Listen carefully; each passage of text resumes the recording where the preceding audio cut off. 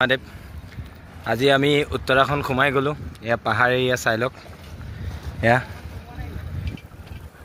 চাই লওক। আমি ভাবিছিলোঁ আজি হৰিদ্বাৰ পামগৈ, কিন্তু হৰিদ্বাৰ নাপামগৈ, সেইকাৰণে ৰাস্তাবোৰ বহুত বেয়া আছিলে। ৰাস্তা দেখিছেনে? এইবোৰ ৰাস্তা চাই লওক। আৰু অলপ মানে পাহাৰ এৰিয়া, অলপ উঠোতে প্ৰব্লেম হৈছে আৰু ৰাস্তাবোৰো বেয়া। চাওক না, ইমান বেয়া ৰাস্তা, তেনেকৈ যাবলগীয়া হৈছে। সেইকাৰণে আমাৰ লেট হৈ যাব, আজি যাব নোৱাৰিম। কালি ৰাতিপুৱা মানে আমি হৰিদ্বাৰ পাই যাম। আৰু আপোনালোকে এয়া চাওক, পাহাৰ এৰিয়া কিমান সুন্দৰ জেগাবোৰ, প্ৰাকৃতিক পৰিৱেশবোৰ ইমান সুন্দৰ চাওকচোন। আৰু দলংখন চাই লওক আপোনালোকে, ইমান সুন্দৰকৈ থৈ দিছে।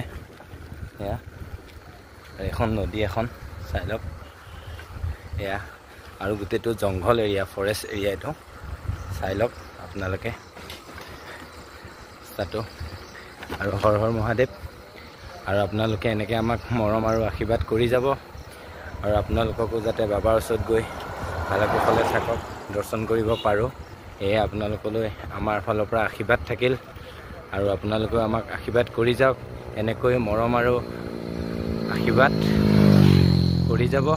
আমিও আপোনালোকক মৰম আৰু আশীৰ্বাদ কৰি যাম। আৰু লাষ্টত এটাই কওঁ, সকলোৱে যাতে হৰ হৰ মহাদেৱ লিখি দিয়ে। হৰ হৰ মহাদেৱ।